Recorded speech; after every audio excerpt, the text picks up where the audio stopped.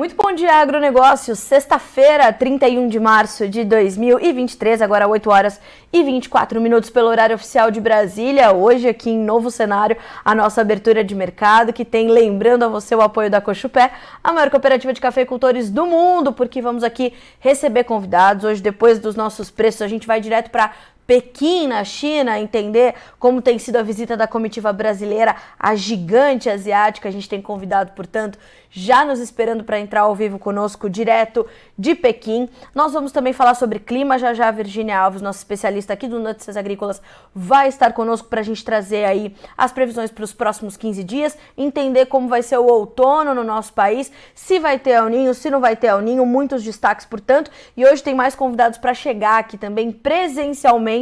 A gente está esperando, está ajeitando tudo, e aí vocês vão sabendo ao longo da nossa conversa, ao longo da nossa edição desta sexta-feira. Te lembro também que Letícia Guimarães está garantindo ali a nossa interatividade, né? Então, linhas de comunicação aberta, mande as suas perguntas, as suas dúvidas, os seus questionamentos, que a gente está aqui para te responder. Vou sempre carregando, né, as nossas perguntinhas ali para o final, para que a gente possa trazer mais tempo para essas respostas. Primeira coisa, vamos checar os preços? A gente vai começar, como sempre, com a Bolsa de Chicago, onde sobem os futuros da soja nesta manhã de sexta-feira. Nós temos, olha só, hoje números na tela para você. Maio, 14 dólares e 77 centos por bushel, uma alta de 3 pontos mais 25. Nós temos ainda o julho com 14 dólares e 48 subindo 1 ponto. O agosto, 14 dólares e 1 com meio ponto de alta. O setembro estável tem 13 dólares e 31 centos.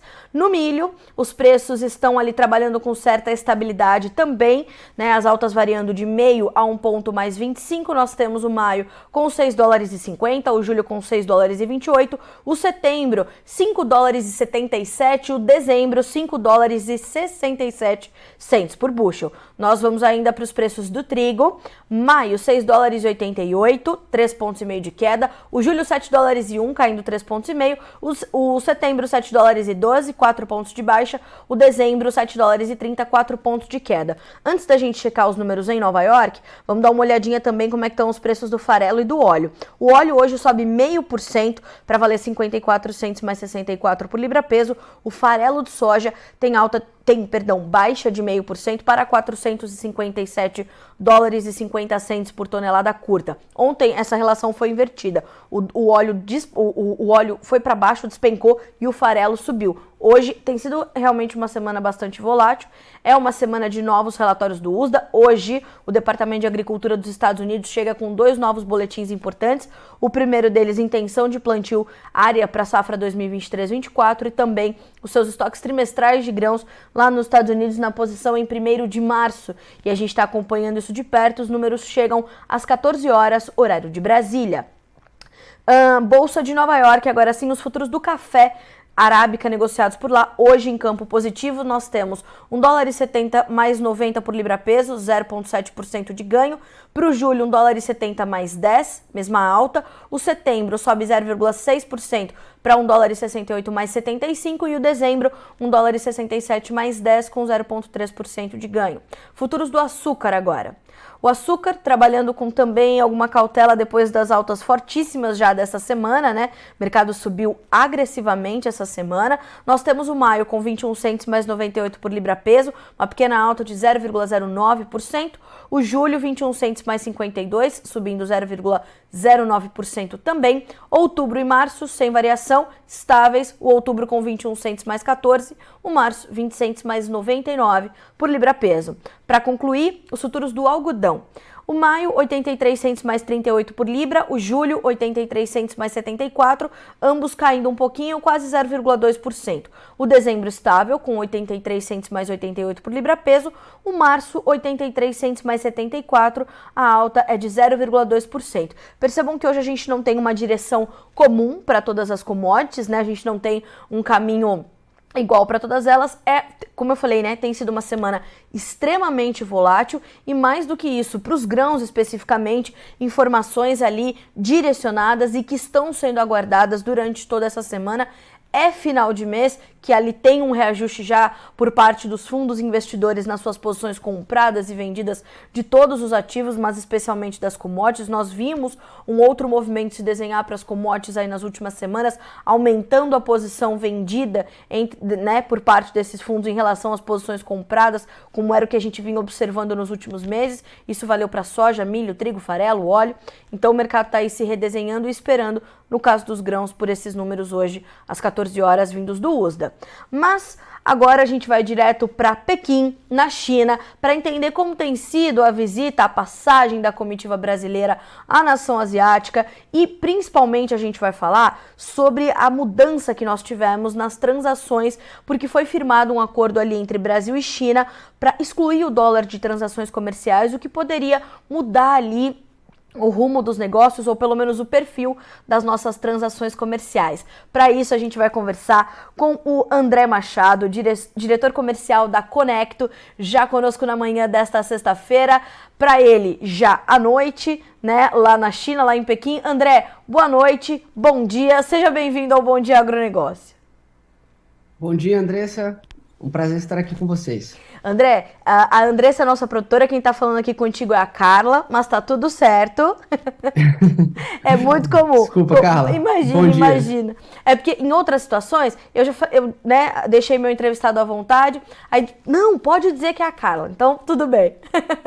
Seja bem-vindo, viu, André? Obrigada por aceitar o nosso convite e principalmente para a gente trazer para nossa audiência essas novas oportunidades que estão surgindo para o Brasil. Como é que você recebeu a notícia desse acordo fechado entre Brasil e China, trazendo essa exclusão do dólar das transações comerciais? Bom, o Banco Central brasileiro e o chinês, eles assinaram um memorando de entendimento para viabilizar um instrumento financeiro que vai permitir que as transações sejam feitas em yuan, convertidas em real, né, de forma mais rápida e menos custosa. E com isso o dólar ele deixa de ser necessário para intermediar as operações comerciais. O Banco Central ainda não informou quando esse novo arranjo de pagamentos estará disponível para as empresas, mas esse acordo ele poderá trazer vários benefícios, como uma possível redução da taxa de câmbio, uma vez que não haveria necessidade de converter as moedas em dólar, uma possível proteção cambial, né, onde ambos os países poderiam se proteger contra flutuações cambiais, além de aumentar o comércio com essas simplificações, né? Lembrando que a China é o maior parceiro comercial do Brasil, onde em 2022 as importações e importações atingiram um recorde de 150 bilhões e meio de dólares. E por último, mas não menos importante, esse acordo tem um papel de fortalecer, né, as relações entre o Brasil e a China, estabelecendo uma maior confiança mútua, né? Isso é muito interessante porque eu imagino que isso não vai só otimizar e ampliar o número de transações, mas pode também abrir mercado para outros setores, para outros serviços e para outros produtos, André? Com certeza, eu acredito que sim. Esse acordo ele vai realmente fortalecer as relações entre o Brasil e a China e acho que a tendência vai ser de abertura do mercado, né, com novos produtos e serviços que se tornariam possíveis, né, devido a essa maior facilidade das transações, a proteção cambial novamente, não, menor risco de flutuações cambiais e o fortalecimento das relações.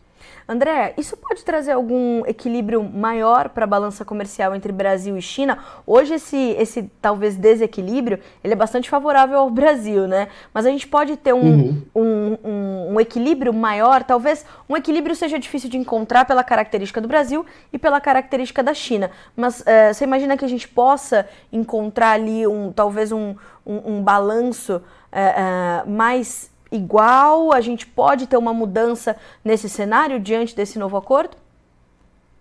Eu acho que pode haver uma mudança, mas não nada muito drástico. Como você bem colocou, né? O Brasil vai continuar com uma balança favorável. Sim. Maravilha. André, e você tem acompanhado essa movimentação toda da comitiva, esse acordo, a gente já vai falar um pouco mais sobre essas visitas e tudo mais, mas você tem sentido que esse acordo é uma sinalização importante que a economia global está nos dando de que pode ser que o dólar esteja perdendo um pouco de hegemonia, um pouco de espaço, ou não? A gente vai ver ainda espaço para todo tipo de transação, para todo tipo de acordo acontecendo ainda, e com essa hegemonia do dólar ainda muito consolidada. Como você sentiu essa mudança? Bom, essa mudança ela partiu por interesse da China, né?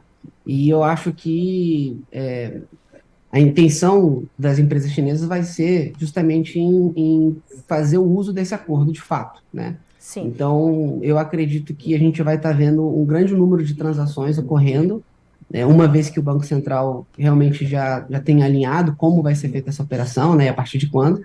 Então, eu estou bem confiante de que a gente vai ver um número considerável de transações operadas em renminbi, né? Certo. André, como Mas é? não acho que o dólar deixaria de ser usado também. A gente tem essa possibilidade, então, de transações entre os dois países ainda utilizarem o dólar. Sim. Ótimo. André, e como tem sido, né? Como é que você tem, o que você pode nos relatar dessa passagem de uma comitiva grande, uma comitiva robusta, né? Fazendo agendas importantes, agendas extensas aí na China, aqui do Brasil. O agronegócio naturalmente muito presente, muito forte, né? Também dadas as características de ambos os países, das suas necessidades e oportunidades. Como é que você tem relatado, ou o que você pode nos relatar dessa visita da comitiva brasileira à China? Bom, eu acho que tem sido tudo fantástico. Eu participei, de várias reuniões, né? Eu participei de uma reunião com o ministro da Agricultura, o senhor Carlos Favaro, e outras autoridades, alguns fundos de investimento, associações, onde a pauta foi agricultura sustentável e finanças verdes. Também participei do Fórum Brasil e China, né? Que ocorreu no dia 29, onde no período da tarde o tema foi Novas Fronteiras para uma Parceria Sustentável. E a gente teve um painel voltado para startups de tecnologia brasileiras que tem o objetivo de entrar no mercado chinês, né, com foco em projetos de sustentabilidade. Até então tem sido tudo maravilhoso. Acho que o Brasil tem tirado muito bem proveito dessa agenda, né? Foi tudo muito bem elaborado e estou bem com uma expectativa bem grande aí de colher os frutos, né? Dessa pauta toda que foi discutida. A gente tem alguns produtos que acabam se destacando, André. A gente sabe que a China é a maior importadora global de commodities de uma forma geral, mas também importadora de produtos acabados, como, por exemplo, algumas proteínas animais. Você sentiu algum destaque para algum produto ou novos mercados se abrindo, a possibilidade de novos mercados se abrirem para alguns produtos do agro brasileiro que ainda não chegam na China? Como é que você tem sentido isso? Bom, eu acho que foi o principal destaque, né, eu diria, dessa comitiva toda, dessa reunião toda que a gente teve, foi que no dia 23 a China pôs fim ao embargo das importações de carne bovina brasileira, né, que durou 29 dias. Sim. E outro grande destaque foi a aprovação de novas plantas frigoríficas. A gente segue na expectativa aí de mais plantas a serem aprovadas em breve. Mas o foco principal que eu tenho visto é justamente o interesse na aquisição dessas proteínas, né? Sim. E você falou também sobre reunião com fundos investidores. A gente tem aí a projeção de investimentos chineses chegando ao Brasil, André, na sua percepção? Sim, com certeza. Inclusive, estou organizando uma comitiva para ir no Brasil em meados de junho ou julho, justamente para tentar viabilizar isso. E tem setores específicos ou a sua comitiva vai tratar de agronegócio? O que você pode nos adiantar, André? Seria na área do agronegócio e da infraestrutura também.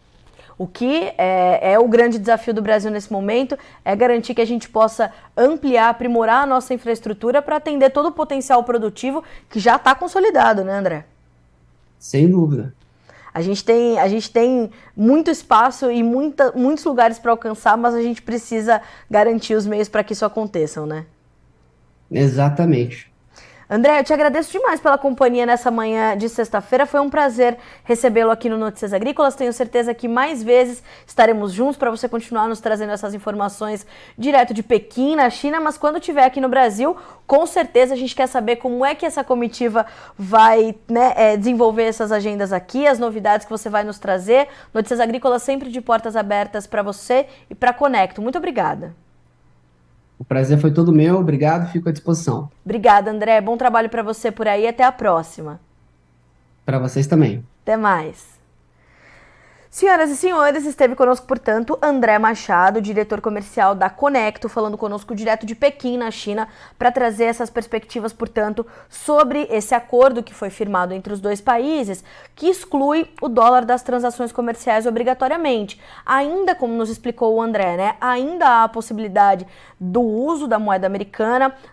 Na percepção do André, não há uma perda de espaço, uma perda de hegemonia do dólar, mas há mais possibilidades para o Brasil e para a China fazerem acordos ali em renminbi, que é a moeda chinesa. Então a gente está falando de um passo importante para otimizar as transações comerciais entre os dois países, para ser mais rápido, menos burocrático, e claro que isso vai trazer ali um impacto importante para nossa parceria comercial. A China é o maior parceiro comercial do Brasil e esse é um passo importante, então, que nós temos em direção à consolidação ainda mais firme dessas relações comerciais. Realmente é uma notícia bastante positiva para esta semana. Mais do que isso, o André tem acompanhado, então, essa comitiva brasileira, à nação asiática, e o que pôde nos trazer também de destaque é essa força que as proteínas animais brasileiras têm na China, em especial a carne bovina. O último embargo chinês em função do caso atípica de vaca louca durou 29 dias e agora a gente tem não só a volta das compras chinesas, mas também a habilitação de novas plantas frigoríficas, a retomada de algumas e a possibilidade do anúncio de outras sendo autorizadas a exportarem aos chineses. Notícias que são de fato muito positivas quando a gente olha dessa perspectiva, desta relação comercial tão importante para o Brasil. A gente está olhando para isso. O André esteve com o ministro Carlos Fávaro, o ministro da Agricultura, que tem feito um trabalho extenso na China, e principalmente com o adiamento da ida do presidente Lula ao país, em função de um quadro de pneumonia com o qual foi diagnosticado no último final de semana.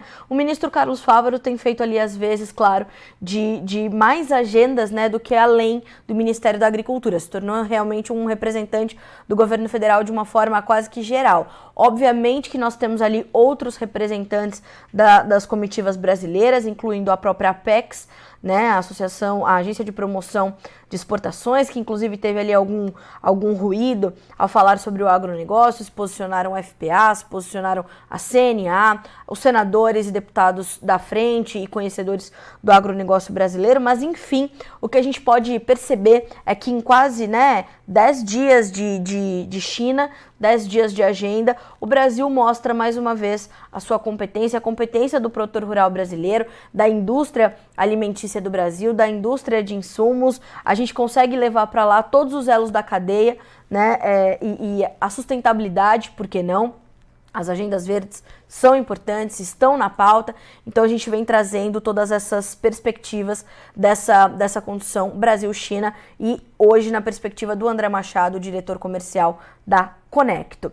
Bom, a gente está falando de China, vamos trazer mais alguns destaques, algumas informações importantes. De acordo com os dados divulgados nesse final de semana, a atividade industrial da China se expandiu a um ritmo mais lento em março, segundo mostraram dados oficiais nessa sexta-feira, levantando dúvidas sobre a força da recuperação do setor pós-Covid, em meio a uma demanda global mais fraca e a desaceleração do mercado imobiliário. O setor de serviços, por sua vez, foi mais forte, com a atividade se expandindo no ritmo mais rápido em quase 12 anos após o fim da política de Covid-0 na China em dezembro, impulsionando transporte, acomodação e construção.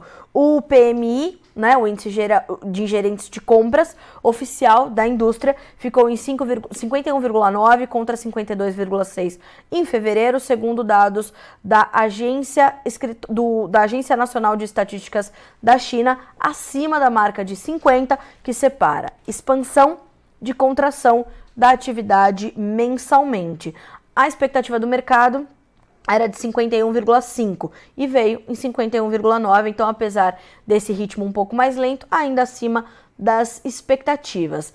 A atividade econômica da China nos primeiros 2 meses de 2023, à medida em que o consumo e o investimento em infraestrutura impulsionaram a recuperação após o fim das interrupções da Covid-19 e também com a volta do crescimento nas vendas do varejo, se acelerou. Então nós temos de fato, né, a consolidada uma economia chinesa se recuperando, uma economia melhor, uma economia voltando a respirar, quase que sem ajuda de aparelhos. Mas claro que isso ainda traz certas preocupações, certas incertezas. A gente tem esses índices da indústria que precisam ser monitorados de perto. E por que a gente traz isso no Bom Dia Agronegócio? Porque há essa necessidade do entendimento de como isso impacta no consumo de commodities, no preço das commodities, no consumo de produtos terminados. De qualquer forma, o que vem da China impacta mercados de uma forma geral. Para as commodities não seria diferente.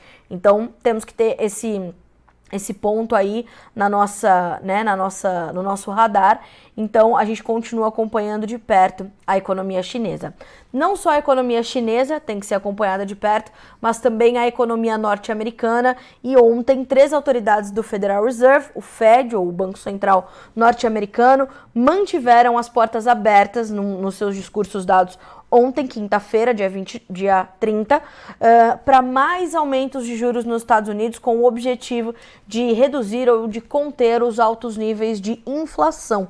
A gente sabe que os níveis inflacionários nos Estados Unidos são os maiores das últimas décadas e parte disso passa ali por essa política monetária que tem sido desenvolvida pelo Banco Central norte-americano para, de fato, trazer ali uma contenção, né, da inflação às altas nos juros.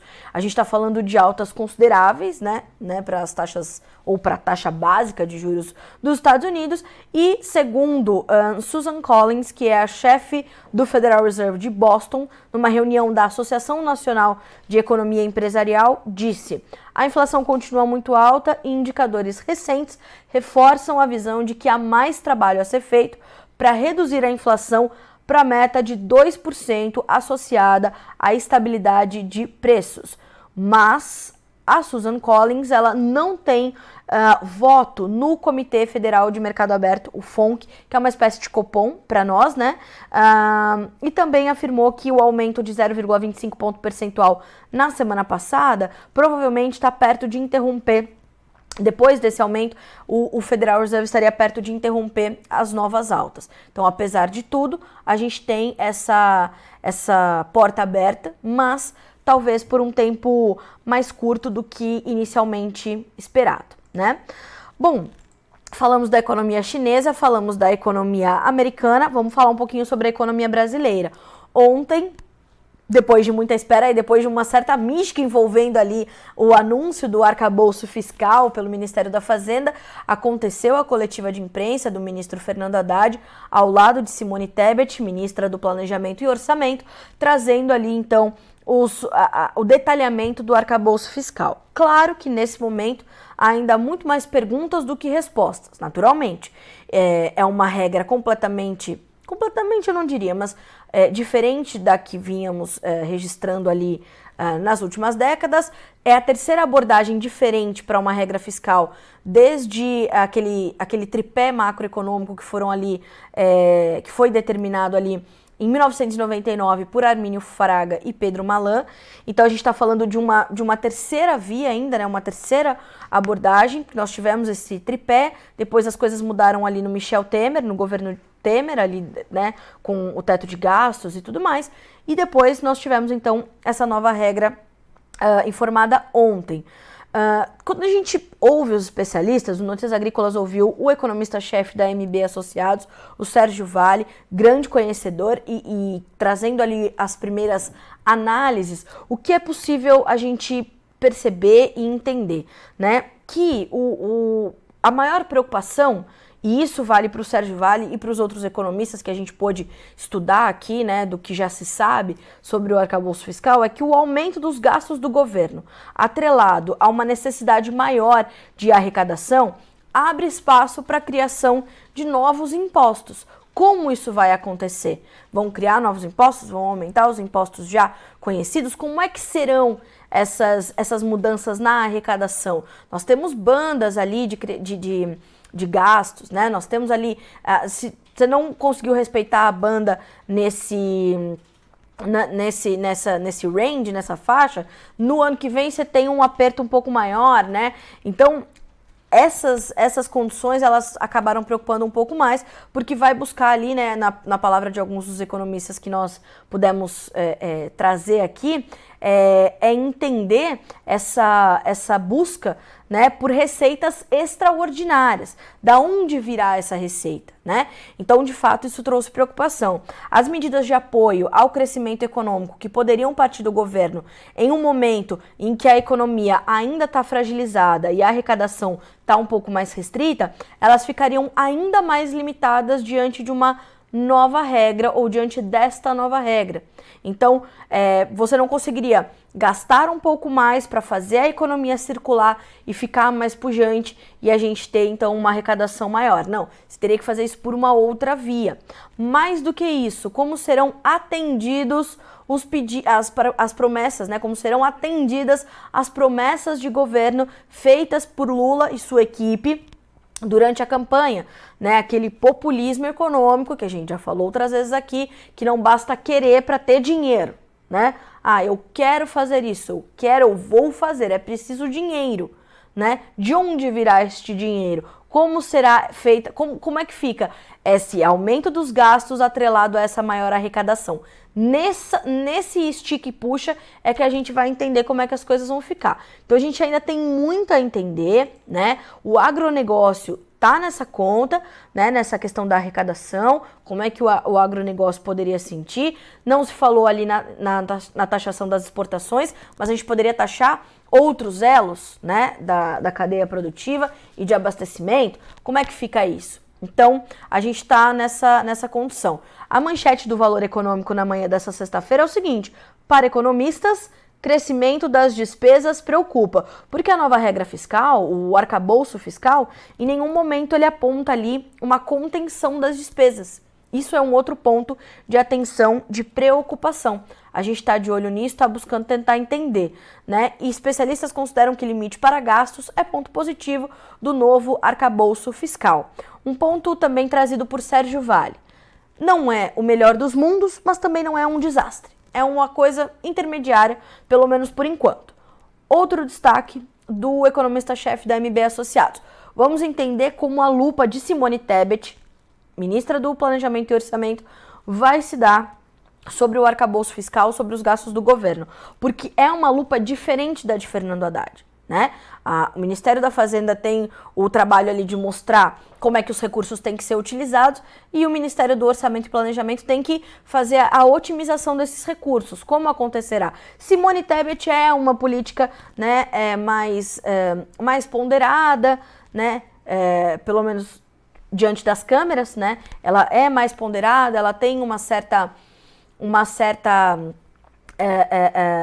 né, um jogo de cintura maior ali e boa articulação política, não diferente, é do MDB, né, o partido da situação sempre, né, seja a oposição, seja a situação, o MDB é sempre a situação, da situação que estiver acontecendo. É uma característica, então, do partido, é uma característica de Tebet e assim a gente vai olhando para isso e vai buscando entender. Então a gente vai tendo essas condições todas para monitorar ainda, tá certo? A gente está muito atento a isso e, claro, qualquer novidade a gente vai te trazendo por aqui. Deixa eu só buscar entender o que tá... Chicago. Chegaram. Eu tô aqui recebendo informações da minha equipe para saber se o meu convidado chegou, se não chegou, mas chegou, viu?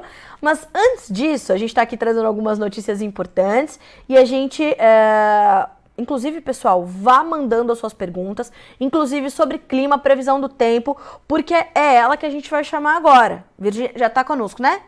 Virgínia Alves, nossa especialista em clima aqui no Notícias Agrícolas, já conosco, acho que sem vídeo, só áudio, é isso mesmo? Sem vídeo, só áudio, mas tenho certeza que as informações sendo passadas com a mesma competência de sempre. Virgínia, bom dia, minha amiga. Seja bem-vinda ao Bom Dia Agronegócio, é sempre um prazer ter você com a gente.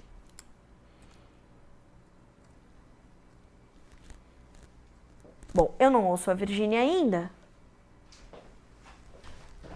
Bom dia, Carol. Agora sim, bom dia, Tá me Virgínia. ouvindo? Tô te ouvindo, seja bem-vinda, tudo certo? Tudo certo. Bom dia para todo mundo que acompanha o Bom Dia Agro. Muito bom estar aqui de novo. Obrigada pelo convite. Acho que vocês não vão conseguir me ver, mas o importante é que vocês consigam ver os mapas. Ah, sim, mas a gente tá vendo aqui a sua carinha, tá tudo bem. E, Virgínia, você preparou aí um conteúdo pra gente sobre os próximos 15 dias, né? O que a gente pode esperar ali para os próximos 3 meses, anomalias, o que pode acontecer e também como devem ser as características do outono deste ano, não é isso? Isso mesmo, Carol. Vamos falar um pouquinho de como será a condição do tempo aí pelo Brasil nesse final de semana. Daí eu tenho aqui os modelos para os próximos 15 dias. Vamos falar do outono e a gente tem também que falar um pouquinho sobre o El Ninho, Carol, porque a gente tem novidade aí no radar que a gente precisa prestar atenção, principalmente por conta do pessoal lá da região da Bahia, que já está sentindo alguns impactos e pode ser que esse cenário se agrave aí nos próximos meses. Tá certo. E quais são os seus destaques, Virgínia? O que a gente pode trazer para o produtor, principalmente para o produtor que está ali colocando no chão agora a sua safrinha? E a gente já teve uma safra de verão com algumas emoções. Mais emoções na segunda safra ou vai ser mais tranquila? Carol, a gente tem a tendência, depois de 3 anos de um laninha, a gente está num período de neutralidade nesse momento, né? Então, a gente tem a tendência que, pelo menos os próximos meses, as chuvas fiquem dentro da normalidade, sem grandes emoções para esse produtor. Mas, como eu disse, a gente tem essa questão do El Niño que pode impactar de alguma forma. A gente acredita, de acordo com os meteorologistas que a gente conversou recentemente, as últimas informações que nós temos é que pelo menos nas próximas semanas a gente continue com as condições típicas de um outono, né, Carol? Típicas do verão, perdão, porque a gente ainda está nessa fase de transição, então as temperaturas ainda estão bastante elevadas nas principais regiões produtoras do Brasil e as pancadas de chuva acontecem no período da tarde. Nesse mapa que vocês estão vendo agora, por exemplo, a gente está falando das próximas 24 horas. Então, a gente pode ver que tem uma frente chegando ali pelo sul do Brasil, deve impactar principalmente o Rio Grande do Sul. Lembrando que, como a gente não tem mais o Laninha, Carol, essas frentes elas passam a ser mais frequentes na região sul do Brasil. Então, a umidade passa a acontecer com mais frequência por lá. Então, a gente tem um sistema chegando na região sul do Brasil e a gente tem aqui essas áreas em azul, área de instabilidade, mas a gente consegue ver que não são volumes tão significativos, não é para todo mundo, porque o outono também começa a fazer essa transição para a temporada de seca, enquanto aqui, ó, no norte do Mato Grosso, as chuvas continuam com bastante intensidade e as pancadas de chuvas, Carol, a gente precisa lembrar que por conta do aquecimento diurno pode acontecer com aquele pacote completo, né? Pode ter ventania, pode ter rajada de vento, mas a tendência é que continue chovendo nessas áreas, principalmente nessas onde a gente tem os pontos em azul no mapa nos próximos dias. Eu estou andando aqui, ó, a gente já está falando do dia 1, amanhã. A gente vê que lá no sul também vai ser muito rápido, né, Carol? A gente consegue ver, porém, essa passagem desse sistema pelo sul do Brasil, essa frente fria, Carol, trouxe um alerta ontem, tanto o INMET como a Climatempo monitorando as condições, porque por conta do aquecimento dos últimos dias, das altas temperaturas, essa chuva podia vir aí a favorecer a formação de talvez um ciclone que pudesse ter ventania, granizo, tudo isso estava em alerta, a gente continua monitorando. E aí a gente vê aqui que no domingo, no próximo dia 2, as chuvas ficam ainda mais intensas ali no Mato Grosso, chove ali em toda a região norte do estado. A gente vai passando, começa a chegar alguma chuvinha aqui em Goiás, tá? Mas também com volume muito significativo. Nesses pontos onde a chuva está mais expressiva, é justamente onde pode acontecer as pancadas de chuva com mais intensidade. E a gente vê que o centro-sul do Brasil começa a secar nos próximos dias. Vamos andar mais um pouquinho aqui com o mapa para a gente ver se tem algum novo sistema chegando ali para o sul do Brasil.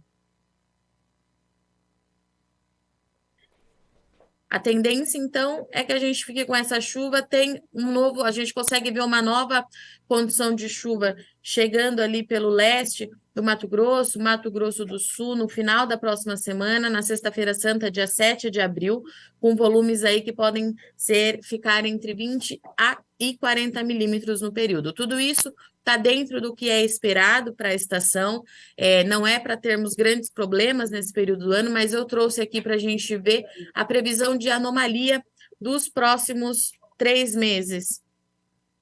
Dos próximos 3 meses em todo o país, tá? Vamos lá.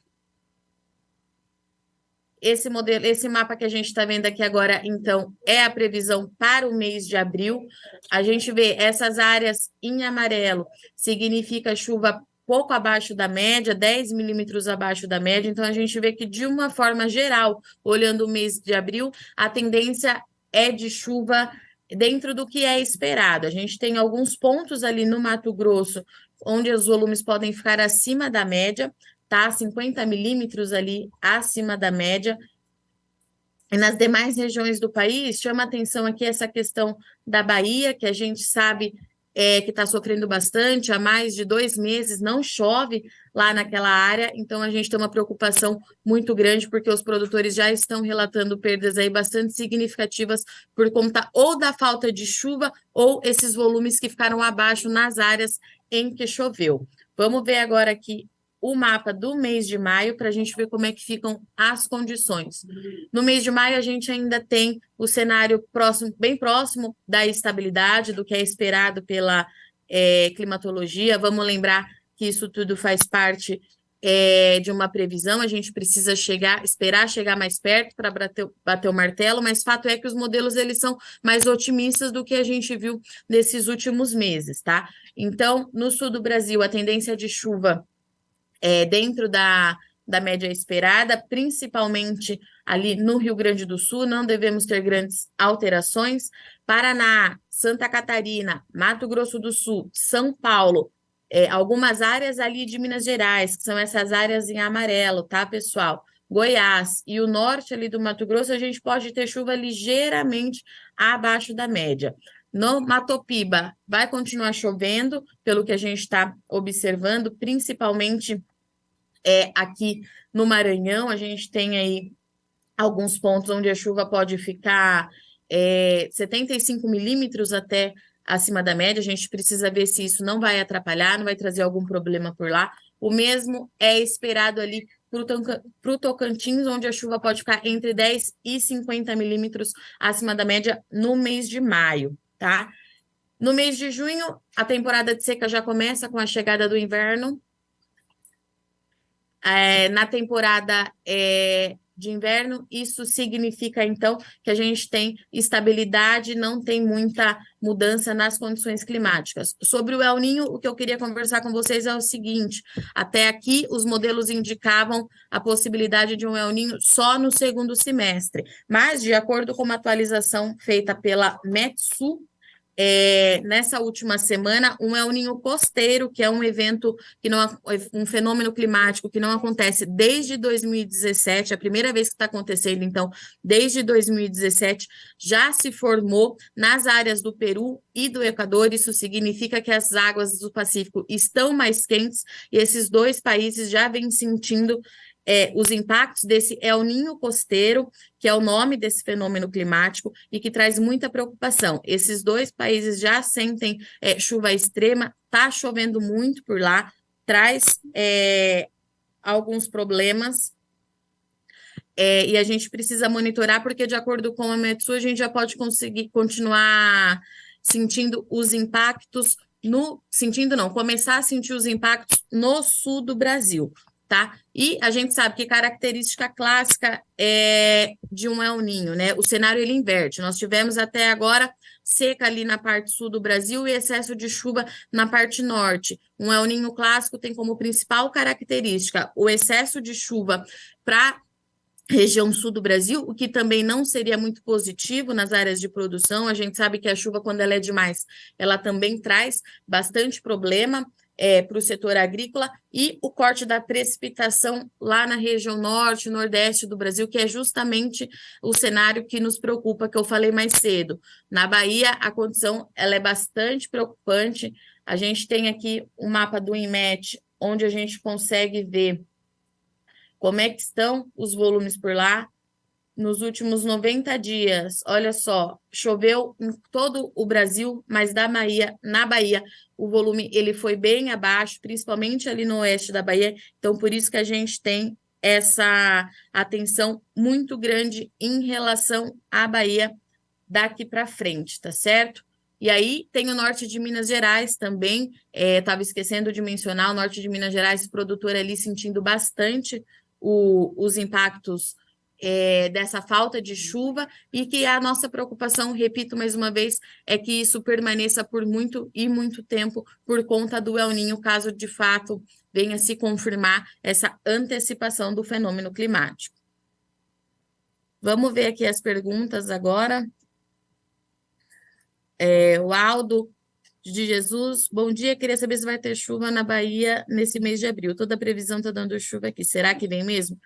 Então, a gente tem o vídeo aqui, então, a pergunta, perdão, do Aldo, perguntando justamente da Bahia, que é o que a gente tem falado. Vamos ver aqui como é que fica a previsão do total de chuva previsto aqui para a Bahia. Olha só, esse aqui é o mapa do INMET de previsão para o mês de abril. A gente vê chuva entre 100 e 130 milímetros, e em questão de anomalia, vamos lá, chuvas até 50 milímetros acima da média. É uma chuva que traz bastante alívio para aquele produtor, mas a gente conversou essa semana também com o Francisco de Assis Diniz, que trouxe que essa chuva não recupera mais as condições hídricas e reserva hídrica do solo, por conta desse cenário que eu falei com vocês, que está sentindo bastante lá na Bahia, tá certo?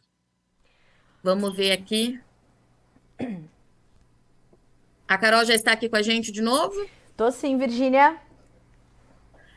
Então vamos lá, acho que de informação de clima era isso, Carol. Excelente, Virgínia, como sempre, obrigada pelas informações, obrigada pelo detalhamento, por responder a nossa audiência que estava ali te mandando perguntas, que estava te mandando ali questionamentos. Natural, a safrinha está em andamento, a gente está terminando a colheita, aliás, a colheita da soja chegou a 8% no Rio Grande do Sul, que mais um ano passou por adversidades climáticas, está tentando se recuperar, agora a segunda safra, vamos entender como vai ser. Obrigada mais uma vez, Virgínia, até a próxima, já estou com vocês de novo. Obrigada. Obrigada, Carol. Até mais.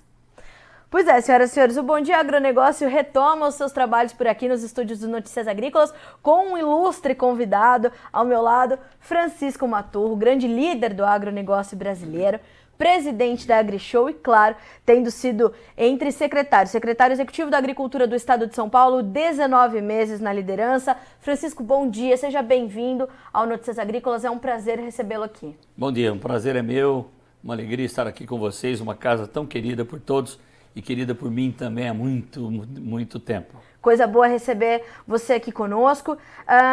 Antes da gente tratar de pontos importantes, eu queria falar sobre a AgriShow. Faltam 31 dias e o senhor está ali na presidência da feira, a maior do Brasil, uma das maiores do mundo, né? Importantíssima para o nosso agronegócio, para mostrar o nosso potencial. Quais são as expectativas para esse ano?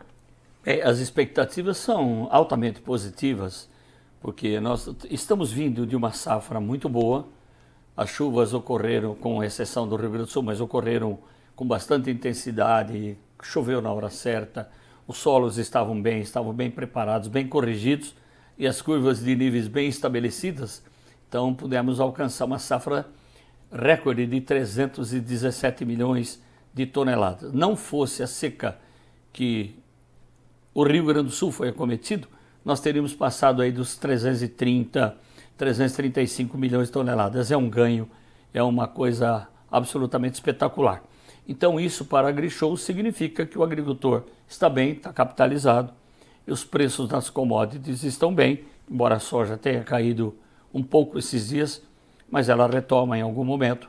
Tem déficit no mundo, então o agricultor vem capitalizado e vem para as compras e vem para buscar conhecimento, tecnologia e trazer informações aos fabricantes expositores que estarão lá. Porque é de lá a nossa grande fonte de conhecimento é o produtor, o usuário do produto. E Francisco, eu imagino que essa safra que vai se concluindo com números tão importantes, né, uma safra robusta, ela intensifique a expectativa de negócios. O produtor vai com outro ânimo para uma feira do tamanho da AgriShow, nessa expectativa de efetivar bons negócios, garantir boas oportunidades? Sim, porque a evolução tecnológica é tão grande e tão rápida que as máquinas hoje não são substituídas por defasagem, por uso, por tempo. Elas são defasadas tecnologicamente. Então, todo dia nós temos novidade. É tudo muito rápido hoje, né? Então tem novidades, tem máquinas com menos perda na colheita, com maior efetividade no plantio, os tratores com menos emissão de poluentes, as colhedoras com menos emissão. Então as máquinas são substituídas muito rapidamente ou são passadas para uma operação mais simples na propriedade, onde o agricultor busca produtividade. Então produtividade se busca fazendo boa correção de solo, boa adubação, bom plantio, para que ele possa ter uma boa colheita. Nesse meio todo nós temos os tratos culturais. E vamos passar também um pouquinho por pulverização. A pulverização tem evoluído de uma forma absolutamente gigantesca, porque hoje não se faz mais pulverização em área total, como era no passado. Nós não tínhamos tecnologia. Então, quando detectava uma incidência de praga, a gente fazia pulverização em área total. Hoje não. A gente faz pulverização localizada, somente naquele ponto e uma área de bordadura suficiente para que aquela praga não se expanda. Então a pulverização localizada, além de ser altamente econômico para o produtor, é também ambientalmente muito bem recebido pelo meio ambiente, porque produto agrícola é caro. Então o agricultor não quer jogar fora. É um pouco de falácia quando a gente fala de agroquímico. Tem nada disso, é remédio para a planta. Sim. Da mesma forma que nós tomamos remédio para alguma doença, você também trata a planta. Então, quando se faz pulverização localizada, você está tratando aquele momento, aquele pedacinho que está com alguma incidência de praga, nada mais. Então há muita evolução e por isso a AgriShow é essa feira gigantesca que se transformou, sendo hoje, e sem nenhuma modéstia eu posso dizer, a maior feira do segmento do planeta. E é interessante porque a gente percebe que a curadoria do conteúdo que é discutido ali pensa muito e alinha e costura muito esses temas, né, Francisco? Ela tem esse cuidado de fazer com que, de fato, os expositores levem essas soluções todas que os agricultores brasileiros estão ali na vanguarda da sustentabilidade econômica, da sustentabilidade ambiental, social, estejam ali garantidas essas soluções e ele já possa implementar nas suas próximas safras, né? O Brasil é um país que produz e um país que preserva. O que o brasileiro está fazendo hoje é recompor, é reconstituir os solos que foram degradados pela natureza por séculos ou milênios. O Centro-Oeste é um solo predominantemente pobre. E o que o agricultor está fazendo lá é pesquisa, é ciência e produzindo em solos arenosos que eram abandonados, estavam abandonados. Não havia tecnologia. Houve, sem dúvida alguma, e essa é uma homenagem que eu rendo em todas as minhas falas, a coragem do agricultor, que predominantemente saiu do Rio Grande do Sul, de Santa Catarina, muitos do Paraná, e que foram para o Centro-Oeste, numa região absolutamente inóspita, um semiárido, quase um deserto, e transformou aquilo num mar verde, um mar de produção, um mar de preservação. Então, o agricultor preserva, o agricultor reconstitui áreas de preservação permanente, ele faz reserva legal, ele faz o que tem que ser feito, porque ele precisa que isso seja preservado. Ele não preserva aquilo para a natureza ou para os ecologistas, não, ele preserva porque ele precisa. Nós precisamos de água, nós precisamos de sol. E trabalhamos em clima tropical, Exato. que não é tarefa tão simples. Quando você está lá na Europa ou no meio oeste americano, você tem neve, né? A neve mata todas as pragas. Nós não temos isso, de certa forma, graças a Deus, porque nós podemos produzir o ano inteiro o que o mundo não consegue.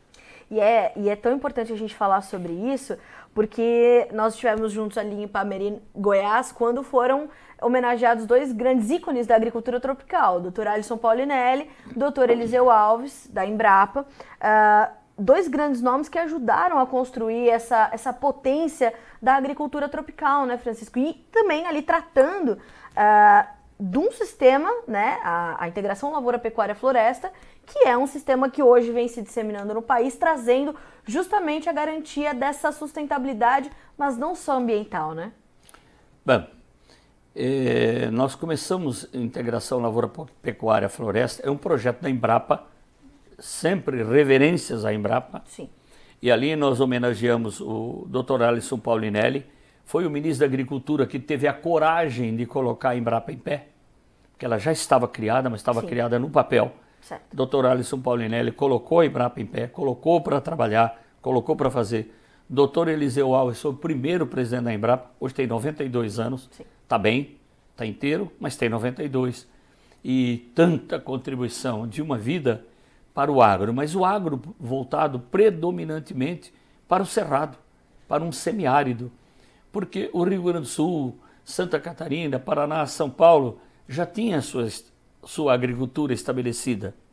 Então a mecanização que começou por lá, pelo Rio Grande do Sul, subindo, São Paulo predominava o café, não era e nunca foi um grande produtor de cereais. Certo. São Paulo tem outras culturas, é o estado mais diversificado da União, mas tem outras culturas.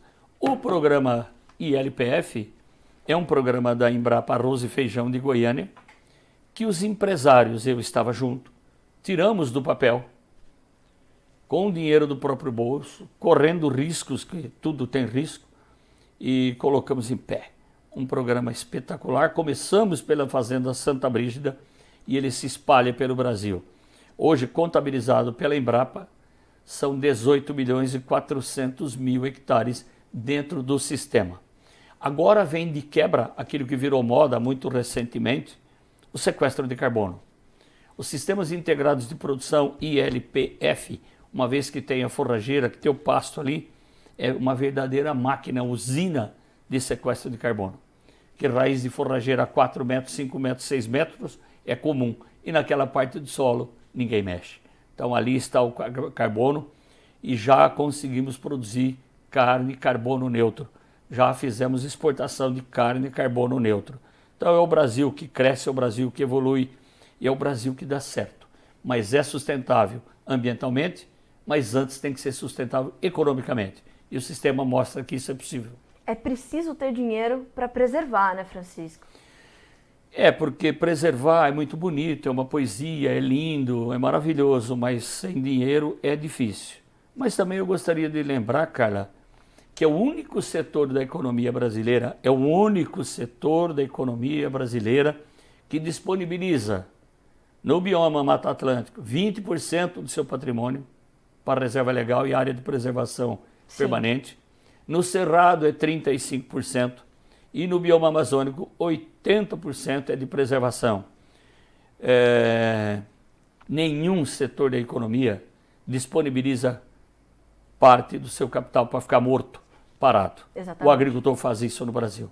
Como é que o senhor acha que a gente pode evoluir a comunicação dessas boas práticas? A gente está falando aqui de sustentabilidade, preservação, mas o senhor ainda me pontuou aqui um item importante para a nossa conversa, por exemplo, o recolhimento das embalagens vazias de agroquímicos faz parte desse processo gigante que é a sustentabilidade para preservar e ter sustentabilidade num país desse tamanho, né, Francisco? Porque a gente está falando de realidades completamente distintas, né, nas mais diversas áreas desse país. Como é que a gente pode continuar evoluindo com isso, mas evoluir também na comunicação e fazer com que essas informações cheguem além das nossas fronteiras? Se a gente conseguir atender as nossas fronteiras, já estamos satisfeitos. Sim. Parece que é um esporte brasileiro ir lá fora falar mal do Brasil. Parece que é bonitinho isso. Isso é muito feio. É muito feio quando, se a gente tem roupa suja, a gente deve lavar em casa. Claro. Mas o agro não tem nada de sujo. Tem o agro que desmata? Sim. Mas é ilegal. Ilegal é caso de polícia. Crime. É crime. Crime é com a polícia, não é com a gente. A gente faz, trabalha, preserva, produz e nós temos um patrimônio para ser preservado ali. Terra custa dinheiro, custa muito. Quando você tocou aí na questão de embalagens vazias e agroquímicos, eu vou dar um exemplo para você. O Brasil é campeão mundial de recolhimento de embalagens vazias. Dois tipos de embalagem. Lata de cerveja, lata de refrigerante, que é de alumínio, vai para reciclagem, mas é um recolhimento que a gente sabe que quem cata latinha não é por consciência, e sim predominantemente por necessidade. O recolhimento de embalagens vazias de agroquímico, o Brasil recolhe e recicla 94%. Alemanha, 67%. Estados Unidos, 30%. O Brasil é campeão mundial e custa para recolher, porque nós temos tríplice lavagem na fazenda, tem a perfuração das embalagens, tem o recolhimento, entrega em um dos 401 postos que nós temos espalhados para o Brasil, da Impev, que prensa e manda para a indústria de reciclagem. E eu complemento dizendo para você a minha alegria ontem, quando eu fui visitar a feira que está acontecendo na São Paulo Expo, que encerra hoje. Foi uma alegria para mim ver a quantidade de recicladores que tem lá dentro, nada se perde ali, e a quantidade de bioplásticos. Agora vem uma vantagem, né? O bioplástico feito a partir dos amidos, e amido quem produz é o nosso agro. Plástico absolutamente biodegradável, pode chamar de bioplástico, biodegradável, se você jogar junto com a casca de banana, ele se decompõe junto.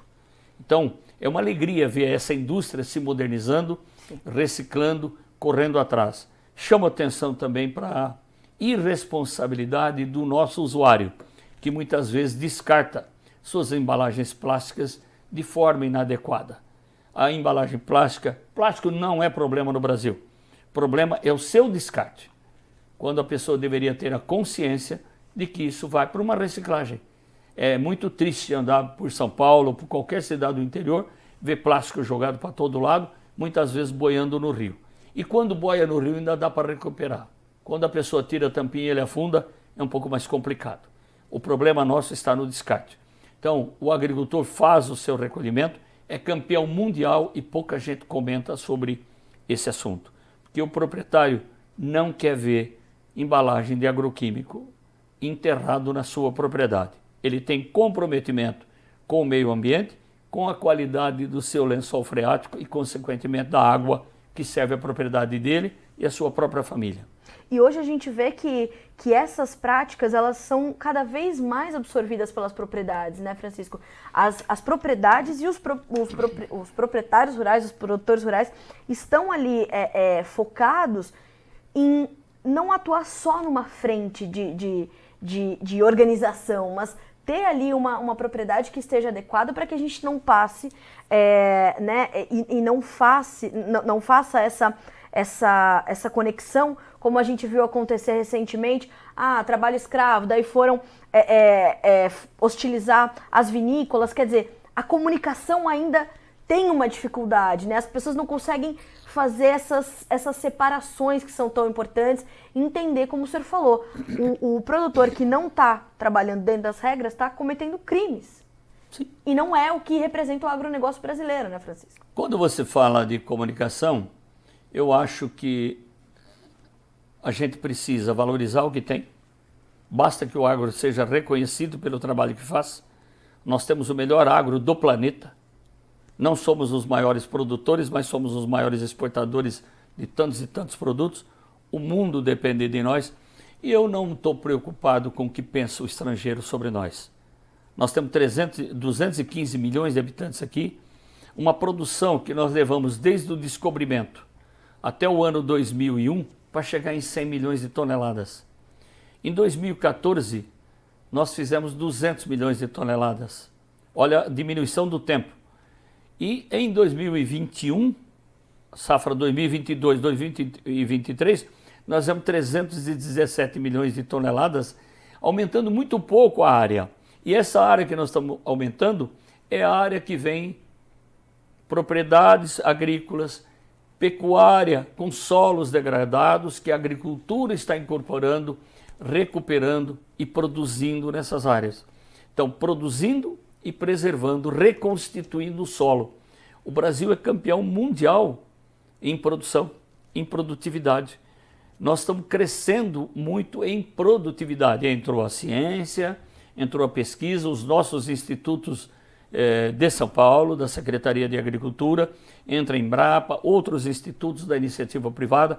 O Brasil caminha muito fortemente. Quem nos ataca lá de fora são, antes de tudo, nossos competidores, mas não tem condição de competir conosco pela qualidade daquilo que produzimos e o custo que nós temos no Brasil, uma vez que nós temos sol o ano inteiro. Nós estamos no outono agora, caminhando para o inverno. Não sei que inverno é esse que a gente está de manga de camisa aqui. Verdade. Para a gente finalizar, eu queria uma perspectiva do senhor sobre as nossas estruturas logísticas. Nós temos aumentado consideravelmente em produtividade, como o senhor acabou de pontuar, mas a nossa capacidade logística nesse momento ela está estrangulada.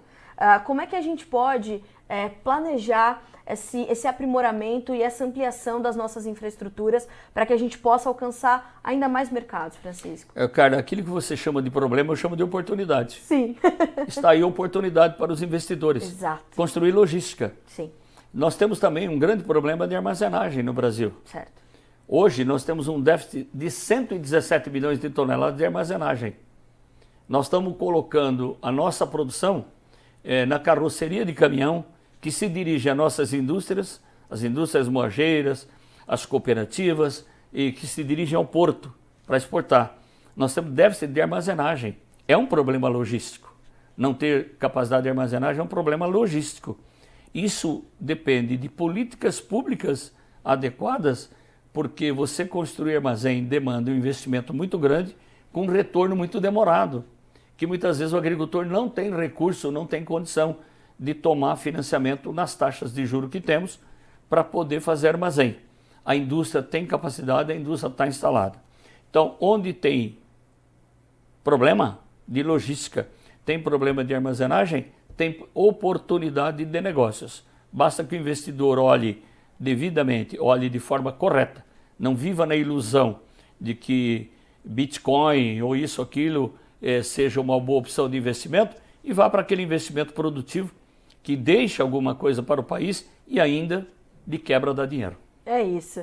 Senhoras e senhores, hoje o Bom Dia Agronegócio muito especial, com a participação também muito especial de Francisco Matum. Francisco, quero te agradecer muito pela generosidade de estar aqui conosco, nessa nossa abertura de mercado, esse bate-papo matinal que a gente tem diariamente, para justamente fazer o produtor saber, né? Aliás, o senhor recebeu uma mensagem aqui, ó, da Laura Canali. Ela adorou quando o senhor disse: eu não estou preocupado com o que o estrangeiro pensa sobre nós. Ela falou muito bem, adorei essa colocação.